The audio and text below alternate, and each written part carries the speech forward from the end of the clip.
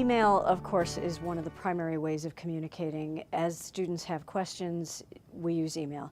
In cases where students actually need to talk to me, I will actually do phone with them, and in conjunction with using the Collaborate sessions.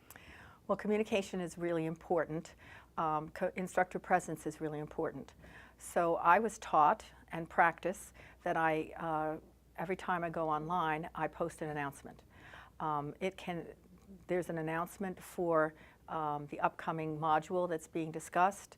There could be clarification. I announce if assignments have been graded, if there was a prevailing error or something like that. I think one of the things that I like most about Collaborate is its ability to let me synchronously talk through things with our students.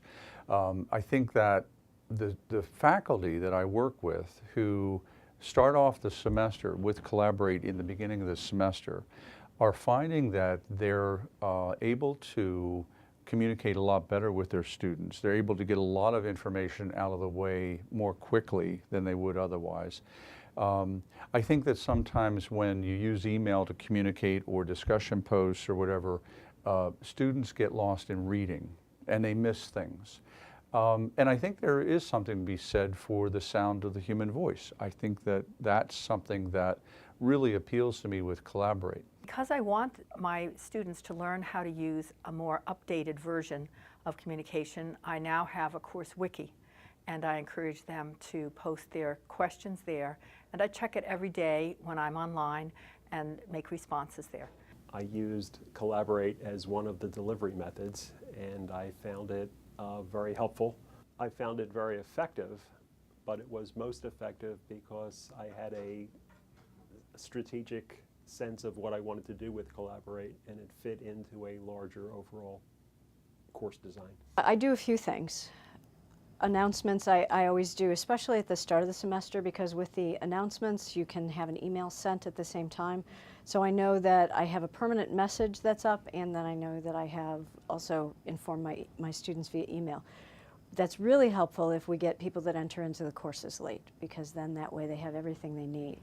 The first office hour that I have now is a discussion of the syllabus, an introduction to the course, in which they can meet me, which they can meet their fellow classmates, and engage in a chat, engage, we can see each other using the camera feature, and through spoken words. So if I'm working with a student who has questions about a problem and they're sitting in Wisconsin, I can open up a Collaborate session with them. We can talk through it, and I can show my problems, they can show their problems, and we can work together to achieve the solutions that way.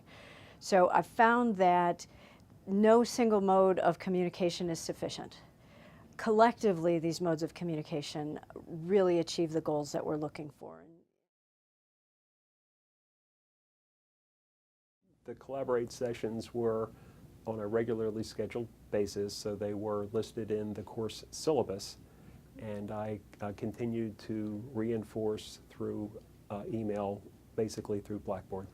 And this is an example of communication with one of my students, so that in American Sign Language, I'm trying to establish proper signing techniques that includes facial expression. And then I'm asking the student in question what she found out from her partner. While we're doing this, the whole rest of the class is able to see what we're signing. And then, and you can see now it's her turn. She is going to respond to me using the signs that we learned this week. And you can see me in the video window here. She's asked me what's a sign for first.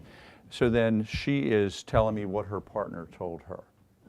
As she's doing that, the rest of the class is watching her, so it provides not only me with an idea of whether she's getting an understanding of what the signs are all about, but the class is also trying to figure out what she's signing. So talk about giving a chance for interactivity.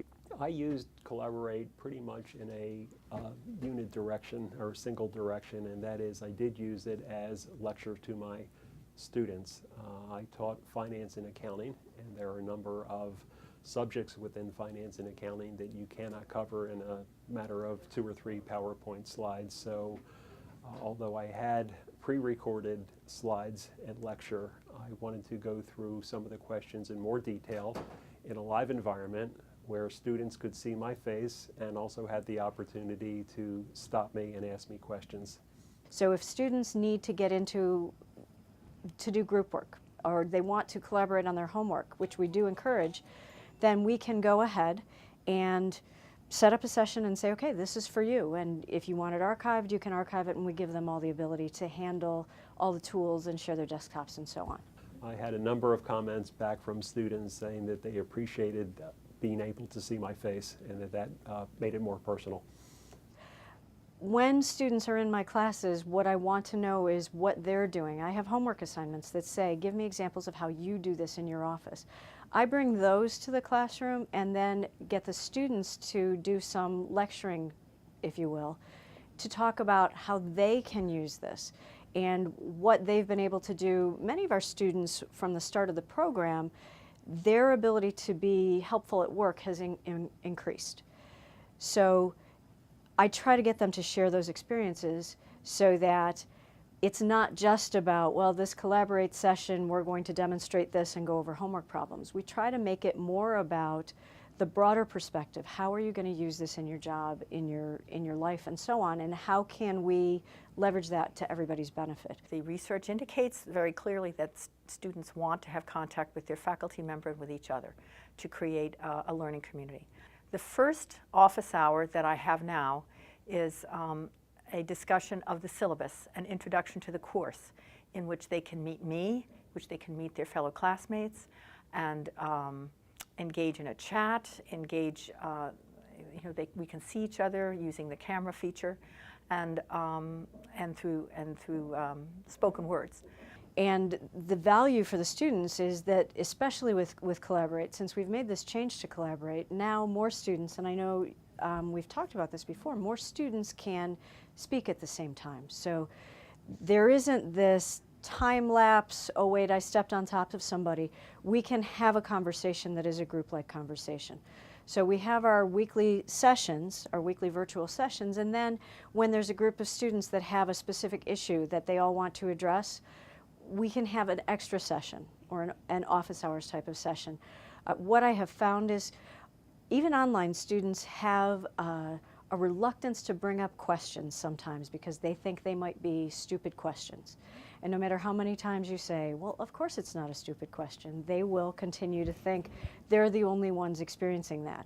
Once you get them to speak, they discover they're not the only ones experiencing that, and it makes a huge difference. So that helps us build community together, students with faculty, and then it also helps the students because I make Blackboard sessions, Collaborate sessions available to them to use whenever they want to. From the standpoint of building a community with the students, the other thing I wanted to mention too is I made sure that we have a 24/7 practice room available in Collaborate. So what that means is that, and the students do use it, they get together at specified times every week during the week. It can be at night, it can, whatever time they decide to join. We have one student from Portland, Oregon. We have another student from South Carolina. So they're on different time zone, there are time zone challenges. But with the practice classroom, they can go into Collaborate anytime they want to. And you talk about building a community. They sign to each other and they will work on the signs for each week. And then they're trying to, like you would in a traditional classroom, fingerspell to each other and sign to each other and then try to figure out what the other person is saying to give the practice time necessary that goes along with the course. So we're building a community. And I think one of the things that I like most about Collaborate is its ability to let me synchronously talk through things with our students. I think that the faculty that I work with who start off the semester with Collaborate in the beginning of the semester are finding that they're able to communicate a lot better with their students. They're able to get a lot of information out of the way more quickly than they would otherwise. I think that it's really difficult for some online students because they feel so isolated. And if we're going to talk about community, we've got to talk about having students not only communicate with their professor, but to set up discussion groups and things like that. And literally, I'm doing that right now in my sign language class. I have breakout sessions at the end of every class, and I pair the students up with each other. I go in to visit them within their discussion rooms. I get to see what they're signing to each other and even critique what they're signing. And it was wildly successful. People just loved it. The comments afterwards were, it was so great to see your face and to see my other classmates' faces and to hear their voices. And I really feel connected with people now.